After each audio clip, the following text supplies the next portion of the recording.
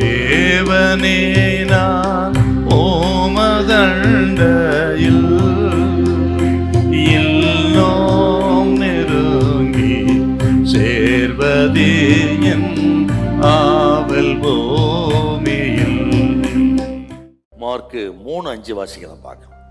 அவர்களுடைய இருதய கடினத்து நிமித்தம் அவர் விசனப்பட்டு கோபத்துடனே சுற்றிலும் இருந்தவர்களை பார்த்து அந்த மனுஷனை நோக்கி உன் கையை நீட்டு என்றார். அவன் நீட்டினான். கையை நீட்டு. அவன் வலது கையை சூம்பி போயிருக்குதுங்க. சூம்பி போன ஒரு மனுஷன் கையை பார்த்து நீட்டுனா யாருங்க நீட்டுவாங்க? என்ன சொல்லுவாங்க? ஐயா உங்களுக்கு தெரியாதா, என் கையை சூம்பி போயிருக்கு, நான் எப்படிங்க நீட்ட முடியும் என்றுதான் சொல்லுவார்கள்.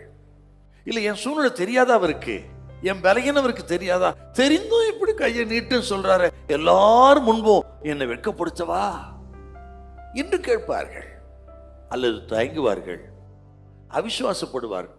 ஆனா இந்த மனுஷனை பாருங்க, அப்படியே நீட்டினான் என்றால் அவன் தயங்கல, அவிசுவாசப்படல, கர்த்தர் சொன்ன வார்த்தை அப்படியே செஞ்சாங்க. அப்படி செய்ய அவன் கையை நீட்ட முயற்சி செய்த பொழுதுதான் அவன் கை மறுக்கையை போல சொஸ்தமாகி விட்டது. என்ன ஆண்டவர் சொல்றாருங்க, உன் கையிட்டு என்ன அர்த்தம்? நீ முயற்சி செய், உன்னை நான் வாழ வைப்பேன், உன் முயற்சி நான் கனம் பண்ணுவேன். கர்த்தர் சொல்ற, நீ முயற்சி செய், ட்ரை பிரதர், ட்ரை சிஸ்டர், உன் முயற்சியை ஆதரித்து நடத்துவா, காரியங்களை வாய்க்க பண்ணுவா. உன் கண்களுக்கு அது ஆச்சரியமா இருக்கும். அடைத்தவர் உண்மையுள்ளவர், தாயின் கர்ப்பத்தை தெரிந்து கொண்டவர், உன் முயற்சியை கனம் பண்ணுவா. நீ முயற்சி பண்ணு, தொடங்கு, நான் முடிப்பேன். அதான் கர்த்தரோட ஸ்டேட்மெண்ட்டுங்க. முயற்சி பண்ணு, நான் ஆசீர்வதிப்பேன். தொடங்கு, நான் முடிப்பேன். நமது ஆண்டவர் தொடக்கத்தை முடிக்கிற தெய்வம்.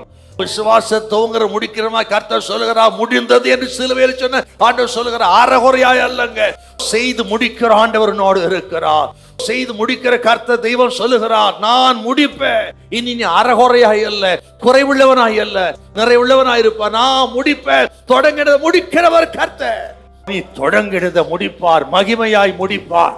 உன் முயற்சியை தேவன் ஆசீர்வதிப்பார். உன் முயற்சி இனி வீணாய் போறதல்ல, வெறுமையாய் போகிறதல்ல.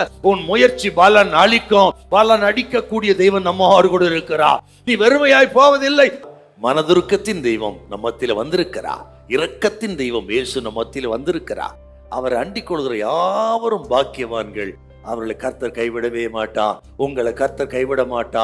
தூக்கி நிறுத்துவார். கர்த்தர் உங்களோடு இருக்கிறார் என்றோ, உங்களை நேசிக்கிறார் என்றோ கர்த்தர் நிச்சயமாய் விளங்க பண்ணுவார். ஹல்லேலூயா, ஹல்லேலூயா.